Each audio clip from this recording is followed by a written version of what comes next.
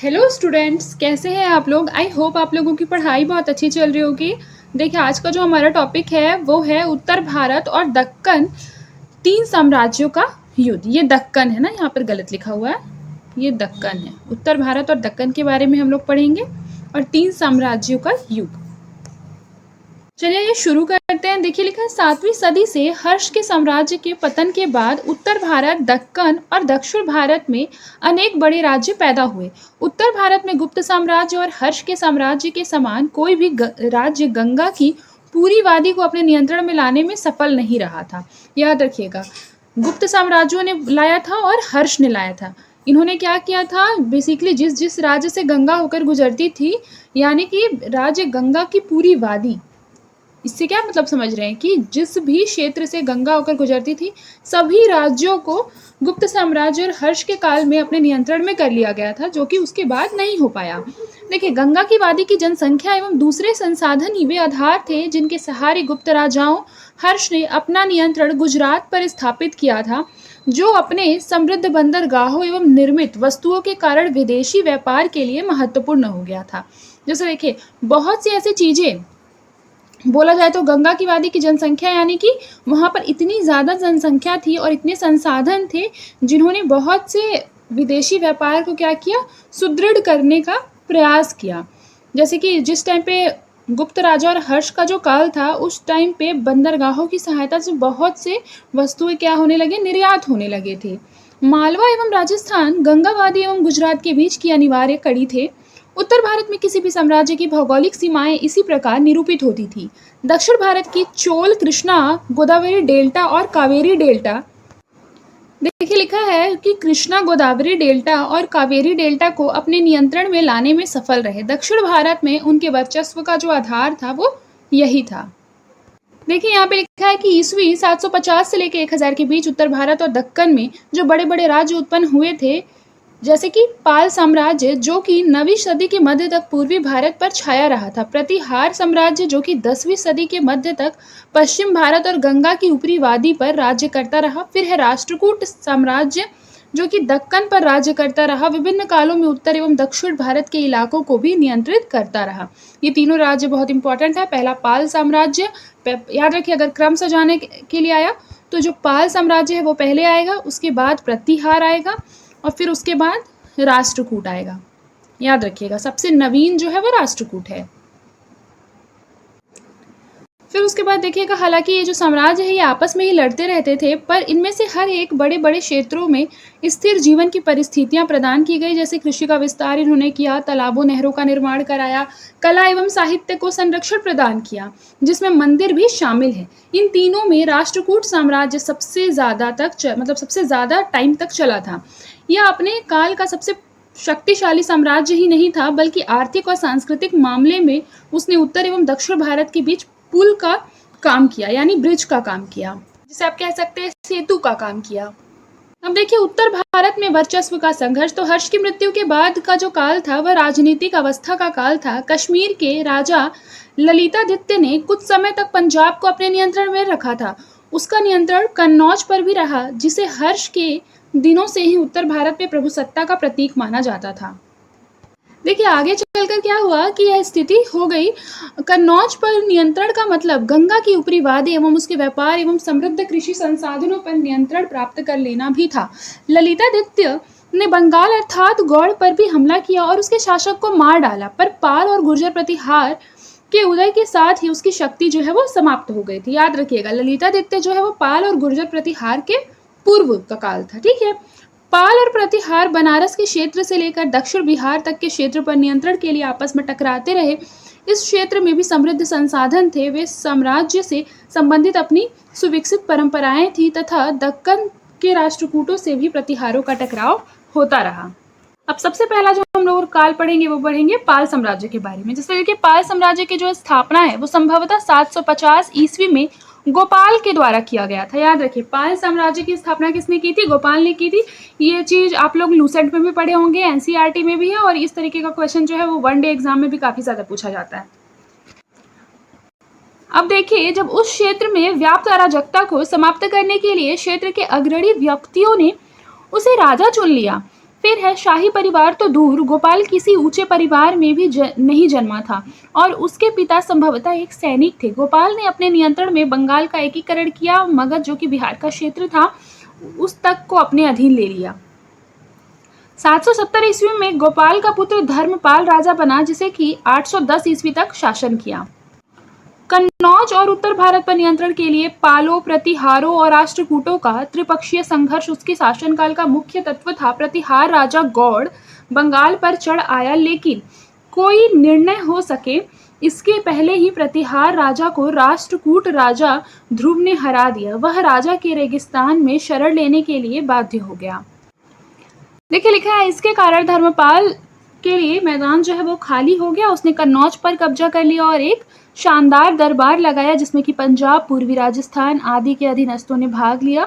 कहा जाता है कि धर्मपाल का जो शासन है, धर्मपाल का शासन भारत की उत्तर पश्चिम सीमा की आखिरी हद तक फैला हुआ था और संभवतः मालवा और बरार भी उसमें शामिल थे। स्पष्ट रूप से इसका मतलब यह है कि इन क्षेत्रों के शासकों ने धर्मपाल की अधिराजी स्वीकार कर ली थी।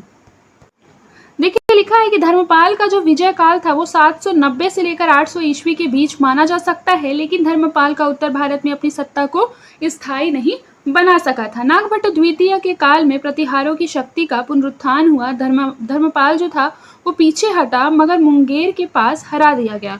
बिहार और आज का पूर्वी उत्तर प्रदेश पालों एवं प्रतिहारों के बीच टकराव का कारण रहा। हालांकि बंगाल के अलावा भी बिहार भी जो है वो अधिकतर पालों के नियंत्रण में ही रहा। फिर उसके बाद देखिए, उत्तर में मिली असफलता ने पाल शासकों को दूसरी दिशाओं में प्रयास करने के लिए बाध्य कर दिया। धर्मपाल का बेटा देवपाल 810 ईस्वी में गद्दी पर बैठा और उसने 40 वर्षों तक शासन किया। उसने अपना नियंत्रण जो है वो प्राग ज्योतिषपुर, जो कि असम का एक क्षेत्र है वर्तमान में, और उड़ीसा के कुछ भागों पर भी अपना जो सत्ता है वो स्थापित करने का प्रयास किया। संभवतः आधुनिक नेपाल का एक भाग भी पालों के अधीन आ चुका था। इस तरह से 8वीं सदी के मध्य से लेकर 9वीं सदी के मध्य तक लगभग 100 वर्षों तक पूर्वी भारत पर पाल राजाओं का वर्चस्व हुआ। कुछ समय तक उनका नियंत्रण बनारस तक फैला। उनकी शक्ति जो है उसकी गवाही सुलेमान नाम के एक अरब सौदागर ने दी है, जो कि 9वीं सदी के मध्य में भारत आया था और उसने यहाँ का वृतांत लिखा है। वह पाल राज्य को रुहमा या धर्मा कहता है। क्या कहता है? रुहमा या धर्मा। इसके अनुसार पाल राजा का अपने पड़ोसी प्रतिहारों एवं राष्ट्रकूटों से युद्ध चलता रहता था, पर उसकी सेना उसके विरोधियों की सेना से अधिक थी। वह हमें बतलाता है कि 50,000 हाथियों की सेना लेकर चलना पाल राजा का कायदा था एवं उसकी सेना में 10,000 से 15,000 व्यक्ति कपड़ों की सफाई और धुलाई में लगे रहते थे। देखिए लिखा है, इन आंकड़ों में अतिशयोक्ति हो तो भी हम मान सकते हैं कि पालों के पास एक बड़ी सेना थी, लेकिन हमें यह नहीं पता कि उनकी एक विशाल स्थायी सेना थी या उनकी जो सेना थी वो अधिकतर सामंतों पर आधारित होती थी। पालों के बारे में तिब्बती वृतांत भी हमें सूचनाएं देते हैं। हालांकि 17वीं सदी में लिखे गए थे। इनके अनुसार पाल शासक बौद्ध ज्ञान, विज्ञान एवं धर्म के महान संरक्षक थे। याद रखिएगा, पाल शासक जो थे वो बौद्ध ज्ञान, विज्ञान और धर्म के महान संरक्षक थे। पूरे पूर्वी जगत में प्रसिद्ध रह चुके नालंदा विश्वविद्यालय का धर्मपाल ने पुनरुत्थान किया। उसका पूरा खर्च करने के लिए उसने 2 गांव अलग कर दिए थे। फिर है उसने विक्रमशिला विश्वविद्यालय भी स्थापित किया। याद रखिएगा, विक्रमशिला विश्वविद्यालय किसने स्थापित किया था? धर्मपाल ने स्थापित किया था, जिसकी प्रसिद्धि नालंदा से कुछ ही कम थी। फिर है यह मगध में गंगा के किनारे मनमोहक वातावरण के बीच एक पहाड़ी की चोटी पर स्थित था। पालों ने अनेक विहार बनवाए जिसमें बौद्ध भिक्षुओं की बड़ी संख्या रहती थी। देखिए यहाँ क्या लिखा है, तिब्बत से भी पाल शासकों ने गहरे सांस्कृतिक संबंध थे। प्रसिद्ध बौद्ध विद्वानों के द्वारा शांत रहित एवं दीपांकर को तिब्बत निमंत्रित किया गया। इसमें लिखा है कि उन्होंने वहां बौद्ध धर्म के एक नए रूप को प्रचलित किया। फलस्वरूप अनेक तिब्बती बौद्ध अध्ययन के लिए नालंदा और विक्रमशिला आए। यूं तो पाल शासक बौद्ध मत के संरक्षक थे, पर शैव और वैष्णव मतों को भी उन्होंने संरक्षण दिया। उन्होंने उत्तर भारतीय ब्राह्मणों की एक बड़ी संख्या को, जो कि भागकर बंगाल पहुंचे थे, दान दिए। उनकी आबादी के कारण पश्चिम बंगाल में कृषि का प्रसार हुआ। अनेक पशुपालक और खाद्य संग्राहक समुदाय स्थायी रूप से बसकर खेती करने लगे। बंगाल की बढ़ती समृद्धि दक्षिण पूर्व एशिया के देशों अर्थात बर्मा, मलाया, जावा, सुमात्रा आदि के साथ व्यापारिक और सांस्कृतिक संपर्क बनाने में भी सहायक हुई। देखिए यहाँ पर लिखा है कि दक्षिण पूर्व एशिया और चीन के साथ व्यापार जो है वो बहुत लाभदायक था, जिससे कि पाल साम्राज्य की समृद्धि में बढ़ोतरी हुई। इन देशों के साथ व्यापार के कारण बंगाल में सोना और चांदी का भी भंडार बढ़ने लगा।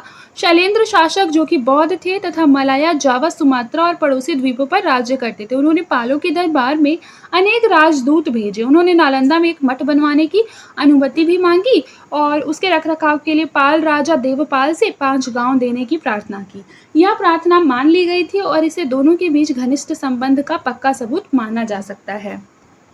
पाल के बाद अब हम लोग पढ़ेंगे प्रतिहार। तो लंबे समय तक कन्नौज पर शासन करने वाले प्रतिहारों को गुर्जर प्रतिहार भी कहते हैं। अधिकांश विद्वान मानते हैं कि वे गुर्जरों के वंशज थे। जाटों की तरह घुमक्कड़, पशुपालक और योद्धा थे। प्रतिहारों ने मध्य और पूर्वी राजस्थान में अनेक रजवाड़े स्थापित किए। मालवा और गुजरात पर नियंत्रण के लिए राष्ट्रकूटों से वे टकराते रहे और बाद में कन्नौज के लिए भी, जिसका मतलब गंगा की ऊपरी घाटी पर नियंत्रण पाना था। प्रतिहारों की राजधानी पहले भैनीमाल थी। उन्हें नागभट्ट प्रथम के काल में प्रमुखता मिली। नागभट्ट ने सिंध के अरब शासकों का, जो कि राजस्थान, गुजरात, पंजाब आदि पर अधिकार जमाने का प्रयास कर रहे थे, जमकर विरोध किया। अरब गुजरात की ओर तेजी से बढ़े, पर गुजरात के चालुक्य राजा के हाथों 738 ईस्वी में उनकी निर्णायक पराजय हुई। देखिए यहाँ लिखा है, प्रतिहार राजाओं के गंगा की ऊपरी वादी एवं मालवा पर नियंत्रण फैलाने के आरंभिक प्रयासों को राष्ट्रकूट शासक ध्रुव और गोपाल तृतीय ने नाकाम कर दिया था। राष्ट्रकूटों ने 790 ईस्वी में और फिर 806 से 7 ईस्वी में प्रतिहारों को हराया था, किंतु इसके बाद वे दक्कन पुनः लौट गए और पालों के लिए मैदान खुला छोड़ गए। संभवतः मालवा और गुजरात पर वर्चस्व रखना ही राष्ट्रकूटों का प्रमुख उद्देश्य बन गया था। देखिए यहाँ पे लिखा है, प्रतिहार साम्राज्य का वास्तविक संस्थापक और इस वंश का महानतम शासक भोज था। प्रतिहार साम्राज्य का वास्तविक संस्थापक कौन था? भोज। भोज के आरंभिक जीवन तथा सत्तारोहण के समय के बारे में हम अधिक नहीं जानते। उसके प्रतिहार साम्राज्य का पुनः निर्माण किया गया एवं 836 ईस्वी के आसपास कन्नौज को वापस से जीत लिया गया था। याद रखिएगा कि भोज ने पूरब में पांव फैलाने की कोशिश जरूर की थी, पर पाल राजा देवपाल ने उसे हराकर आगे बढ़ने से रोक दिया था। यानी कि पाल राजा देवपाल से भोज हार गए थे। फिर वह मध्य भारत एवं दक्कन और गुजरात की ओर मुड़ गए थे। इससे राष्ट्रकूटों के साथ प्रतिहारों का संघर्ष फिर से शुरू हो गया और नर्मदा नदी के किनारे बेसिकली एक खूनी लड़ाई हुई। उसके बाद वहाँ क्या हुआ कि भोज जो है वो मालवा के एक क्षेत्र में जाकर बस गए। देखिए यहाँ पर क्या लिखा है कि प्रतिहार ज्ञान, विज्ञान और साहित्य के संरक्षक थे। महान संस्कृत कवि और नाटककार राजशेखर भोज के पोते महिपाल के दरबार में थे।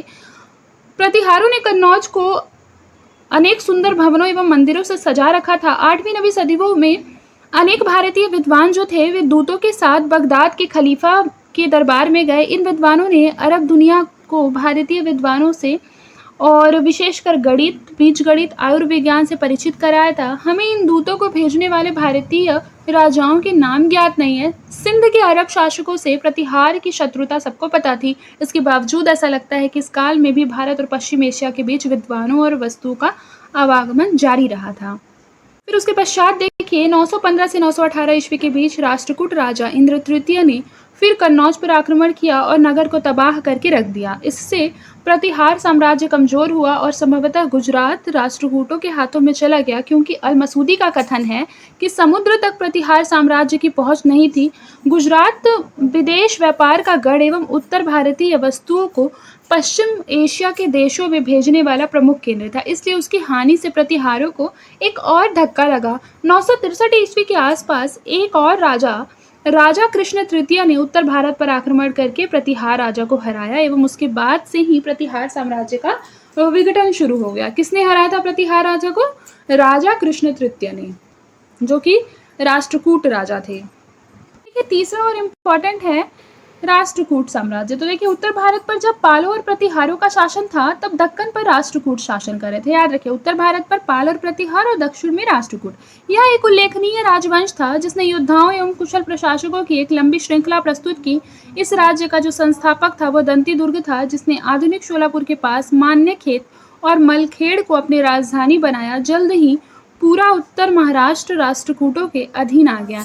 जैसा कि हमने बताया है गुजरात और मालवा पर वर्चस्व के लिए राष्ट्रकूटों ने प्रतिहारों से भी लोहा लिया। हालांकि उनके हमलों के कारण राष्ट्रकूट साम्राज्य का गंगा की वादी तक प्रसार नहीं हो पाया, पर उसने लूट में भारी दौलत मिली और राष्ट्रकूटों की प्रसिद्धि बढ़ी। राष्ट्रकूट वेंगी जो कि आधुनिक आंध्र प्रदेश में स्थित है के पूर्वी चालुक्यों के खिलाफ तथा दक्षिण में कांची के पल्लवों एवं मदुरै के पांड्यों के खिलाफ भी बराबर युद्ध करते रहे। देखिए ये मैप से आपको अच्छे से समझ में आएगा। यहाँ पर गुर्जर प्रतिहार है और यहाँ पर क्या है, राष्ट्रकूट है। आपको अच्छे से दिखाई दे रहा होगा, ठीक है। देखिए उस टाइम तक क्या था कि ये जो भारत का आपको ये वाला जो लाइन दिख रहा है ये भारत था, ठीक है, ये पूरा भारत था। लेकिन वर्तमान अंतर्राष्ट्रीय सीमा से भारत बदल गया है। ये वाला जो आपको डैश डैश करके दिखाई दे रहा होगा ना, ये भारत। इसको मैं दूसरे कलर से कर देती हूँ तो आपको ज़्यादा समझ में आएगा।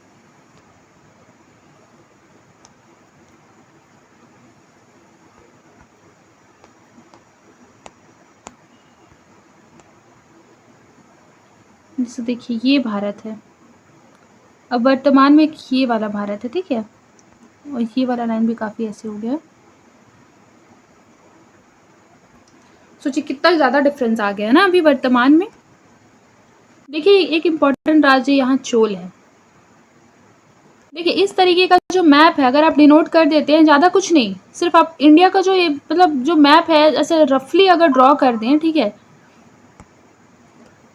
देखिए इंडिया का जो मैप है अगर आप रफली इसको ड्रॉ कर लेते हैं, ठीक है, और उसमें ही मान लीजिए कि आप लोग क्या कर रहे हैं कि यहाँ पर मान लीजिए चोल आप लोगों ने लिखा, यहाँ पर राष्ट्रकूट लिख दिया और यहाँ पर गुर्जर प्रतिहार लिख दिया, ठीक है, तो भी आपको मतलब कि एग्जामिनर के दृष्टिकोण से काफ़ी ज़्यादा आपका जो पेपर हो जाएगा, मतलब क्वेश्चन आंसर शीट, वो बहुत इम्प्रेसिव लगेगा और टीचर जो है वो आपको अच्छी मार्क्स देंगे। तो आंसर राइटिंग में अभी से आप अगर प्रैक्टिस कर रहे होंगे तो एक दो इस तरीके का मैप जो है वो हिस्ट्री के क्वेश्चंस में ज़रूर से ज़रूर बनाएं।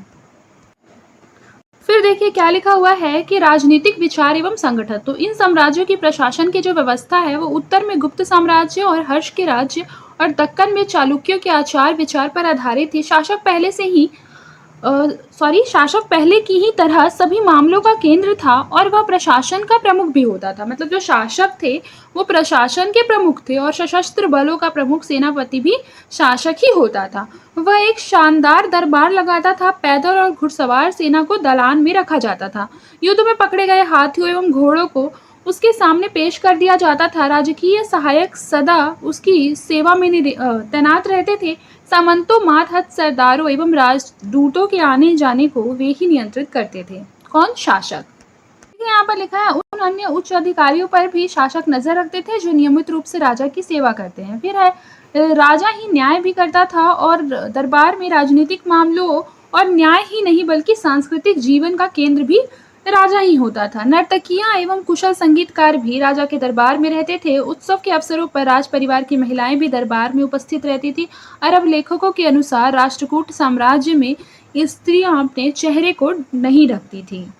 देखिए राजा का जो पद है वो सामान्यतः पुश्तैनी होता था। उस काल में व्याप्त असुरक्षा के कारण उस काल के विचारक राजा के प्रति पूर्ण निष्ठा और आज्ञाकारिता पर जोर देते थे। राजाओं के बीच और राजाओं एवं उनके मातहतों के बीच प्रायः युद्ध होते रहते थे। आप लोगों को पता ही होगा कि जिस टाइम पे राजा लोग रहते थे उस टाइम पे युद्ध जो है वो काफी ऐसी स्वाभाविक सी बात है, नॉर्मल सी बात है। देखिए लिखा है राजा अपने राज्यों के अंदर कानून व्यवस्था बनाए रखने के प्रयास तो करते थे पर उनके आदेश कभी कभार ही दूर तक लागू हो पाते थे। अधीन शासक और स्वायत्त सरदार राजा के प्रत्यक्ष प्रशासन के क्षेत्र को अक्सर सीमित कर देते थे। हालांकि राजा अक्सर राजाधिराज, परम भट्टारक आदि की भारी भरकम उपाधियां धारण करते थे। याद रखिएगा जो उस टाइम पे जो राजा होते थे वो लोग राजाधिराज और परम भट्टारक की उपाधि धारण करते थे। ये क्वेश्चन भी कई बार आया है। फिर देखिए लिखा है चक्रवर्ती अर्थात सभी भारतीय शासकों में सर्वोच्च होने का दावा करते थे। मेधातिथि नामक एक समकालीन लेखक का विचार था कि अपने को चोरों और हत्यारों से बचाने के लिए भी शस्त्र धारण करना हर व्यक्ति का अधिकार था। वह यह भी मानता था कि अन्यायी राजा का विरोध करना उचित था। देखिए, उत्तराधिकार संबंधी नियमों में ढीलापन था। अक्सर ज्येष्ठ पुत्र ही उत्तराधिकारी होता था, किंतु ऐसे अनेक उदाहरण हैं जिसमें ज्येष्ठ पुत्र को अपने छोटे भाइयों से लड़ना पड़ा। कभी-कभी वे पराजित भी हुए। उदाहरण के लिए राष्ट्रकूट राजा ध्रुव और गोविंद चतुर्थ ने अपने बड़े भाइयों को सत्ताच्युत किया था। देखिए, अगले क्लास में हम लोग चोल साम्राज्य को काफ़ी विस्तार से पढ़ेंगे। आई होप आपको आज का जो क्लास है, जिसमें कि हम लोगों ने पाल प्रतिहार और राष्ट्रकूट राजाओं के बारे में पढ़ा, तो आई होप आप लोगों को समझ में भी आया होगा। अगर आपको मेरा पढ़ाया समझ में आता है तो प्लीज़ अपने सारे दोस्तों के साथ मेरे जो चैनल है उसको शेयर कीजिए, सारे वीडियोस को देखिए, लाइक कीजिए, सब्सक्राइब कीजिए, ताकि मुझे और ज़्यादा मोटिवेशन मिले कि मुझे और भी अच्छी क्लासेस लेनी है। आज के लिए बस इतना ही। मिलते हैं नेक्स्ट क्लास में। तब तक के लिए अपना ख्याल रखिए और मन लगाकर पढ़ाई करते रहें।